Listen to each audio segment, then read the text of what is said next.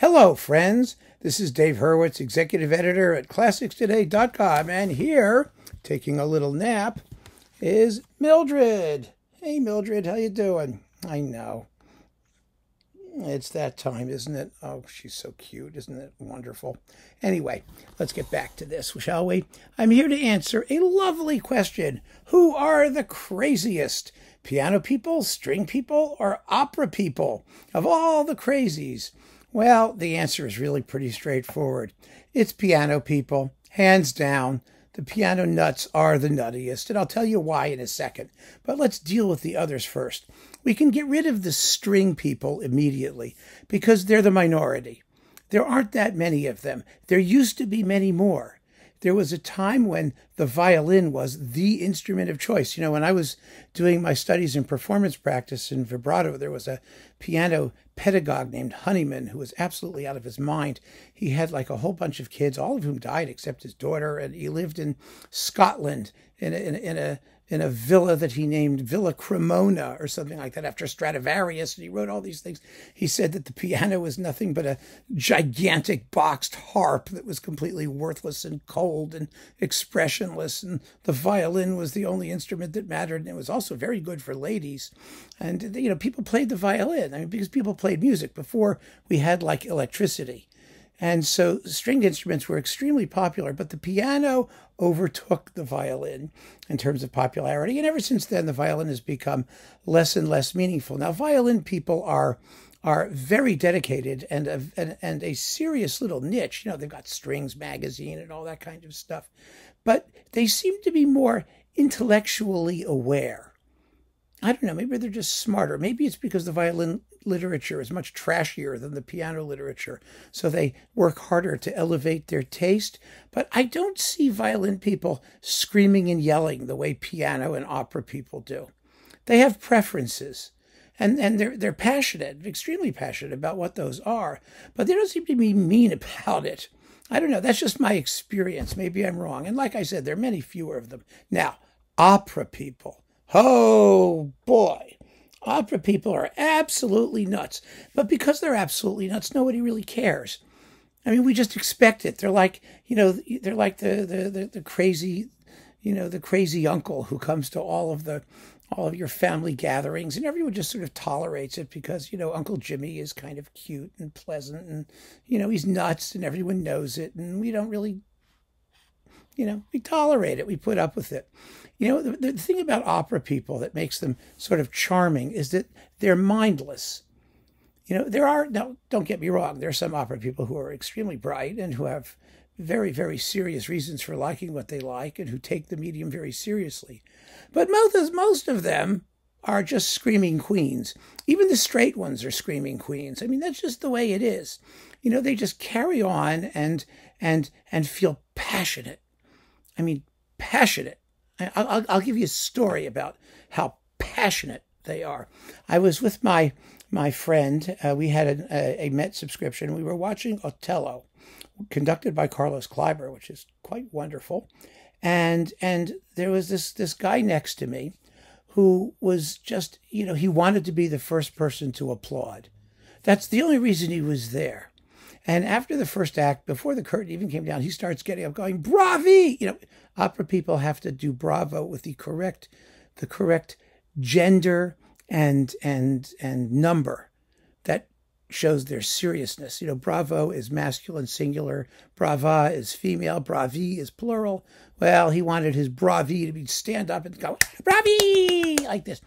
And, you know, even before the curtain went down. And finally, I was really shocked. My friend, who was a very mellow person, finally just jumped across me and grabbed this guy and said, "Will you wait until the music stops?" Because this was really way before the end. He was just up there screaming his head off. And he just looks at her and says, "It's about passion, honey. Put up with it. It's about passion." Well, that's your typical opera crazy. You know, I mean, they just want to be the first with the bravi. They don't really have any other interest, and their feeling for singers is very deeply personal. I mean, you know, they refer to them by first name. Jesse Norman was Jesse. Birgit Nilsson was Birgit. And the ones they hate, oh my goodness, the nastiness. Oh, it's just awful. But it's totally, it's random. And remember there were Cheryl Studer bots. Cheryl Studer, who was singing everything back in the day. I mean, just everything, from her home base in Munich. That's where she was beloved. But the rest of the world, well, not so much. She was a fine singer, actually, and she recorded everything that she possibly could. But there were some people who thought she was the greatest thing ever, and other people who absolutely wished her doom and destruction. And I could never understand the heat that these people engender. These singers, they just, people get so riled up. But it's harmless. And they really are very niche. They have their little group, and that's all they are. But the piano people, now we come to the true crazies, because the true crazies are usually pianists. See, piano people are living testimony to the adage that a little knowledge is a dangerous thing. Because there are multiple schools of piano playing, and most of the piano crazies actually play the piano. So they think that because they play the piano, they have some insider knowledge of who the great pianists are, and they can express that knowledge in technical terms that many of us don't understand. I mean, in terms of, like normal discourse. They talk about things like broken octaves and hand crossing and where your thumbs go. And I know some of this was, I played the piano too. I took piano lessons for a while. I was horrible, but I did enough of it to know what these people are getting at. And of course, I have many friends who are pianists. And the ones who have very, very strong feelings are usually, well, most of them are, let's just say, second-rate pianists who are living vicariously through their heroes, and they go completely nuts over teeny bits of technical trivia. Really teeny bits of technical trivia, and this gets combined with the looniness of classical music record collectors, or like the historical recording freaks, the great pianists, Hoffman and Horowitz when he was 10, and Godofsky and people like that. They have the golden age, the Schnabelists, and so there's those people, and then there are the ones who are absolutely nuts for particular pianists these days. There are wonderful pianists. I love many of them. I really do. But the degree to which these people, remember the discussion we had about Long Long, when I trashed his latest recording, and we had some people who loved him, and Yuja Wang, good heavens, because of her dresses and this. Everybody piles in, but they pile in from the basis of claiming to know something about piano pedagogy, about the way these people are playing and all that. And they may know something. But at the end of the day, what they know has nothing to do with what their preferences are. Their preferences are their preferences, and they defend them just as crazily and just as vociferously. But it's a lot like, the period instrument movement, where a little knowledge is a dangerous thing, where the people claim to have a certain expertise to back up the bullshit that they're otherwise spouting. And that's the piano crazies. It even happened a little bit when I talked recently about the Liszt Sonata, where I said the reference recording was Richter, and all these people piled in, well, it's impossible because it's a 1966 live recording that was only published in 1994 by Philips and only came out in this box and bloopity bloop. But how could it be the reference? Because this is what happened. Okay, so if that one isn't the reference, what is the reference? Well, everybody had their favorite. There was no reference. That conversation was absolute evidence of the fact that I was correct in choosing the Richter. The reason I chose the Richter was because up to that point, there was no reference recording. Now, I had my favorite. It was Claudio Arrau, and a few of you guys agreed with that. Some said Argerich. Some said Horowitz, 1938. Some said Rubinstein. Some said Zimmerman. Some said this. There was no consensus.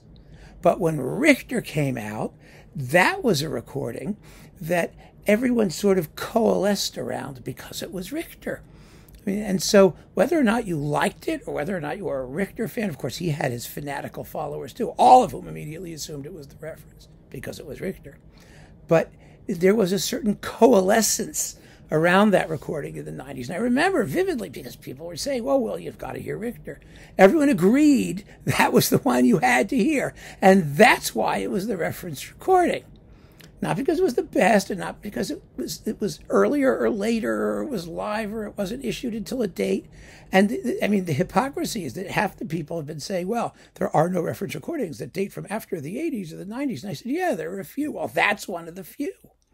But the piano people didn't want to hear anything of it. They said, oh, it delegitimizes your whole series of talks about reference recordings because you chose that one. Well, you know. And all they were saying was, well, it wasn't my pick. Well, I'm not interested in what people's favorites are. I'm interested in what the industry did and what the consensus of opinion was around these things when they were released. And that became a nexus of Liszt sonata discussion. And it was very handy. So there you go. But the piano crazies just don't get it because they don't understand anything beyond what their own personal choices are. I mean, none of these people do, whether they're straight people or opera people. They never get that there's a wider world out there. And that wider world consists of a wonderful, colorful variety of opinion and knowledge. And some of it percolates to the general populace in some way, and some of it doesn't. But, you know, I mean, that was just with that one recording. And so and having worked with some really wonderful, really knowledgeable, fabulous pianists like our very own Jed Disler, who is one of the most emotionally stable people I have ever met. He's a wonderful critic because he just listens and reports. I mean, he has his preferences. He has his loves, and he knows everybody in the industry and everybody and everything that there is to know. But as a listener, oh, there we go. I don't know what that was. As a listener, he just tells us what's going on and what he hears. And that's all that you can do with this. I mean, if you're a critic anyway, obviously. If you're a fan, well, you're a fan. But in terms of total, complete lunacy, the piano people are absolutely at the top of the chart. Hands down, top of the chart, for the reasons that I have enumerated. So I hope that this answers your question as to who the biggest wackos are. And by the way, the piano people are also one of the larger groups. You know, I mean, we could have a whole nother talk about conductor cults, like the Furtwängler kookies or the Celibidache kookies. But there is sort of what you call crazy on the crazy spectrum and crazy off the spectrum.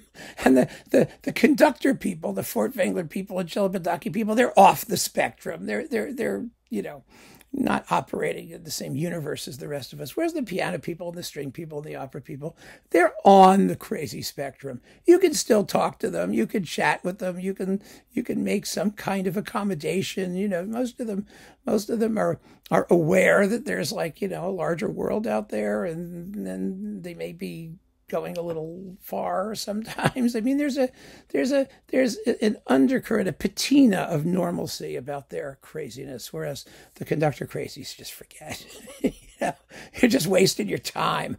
Anyway, so there you have it, my friends. Who are the craziest of the crazies, at least of the three that I was presented to talk about? And it's definitely the pianists, hands down. So keep on listening, friends. Thanks for joining me. Take care.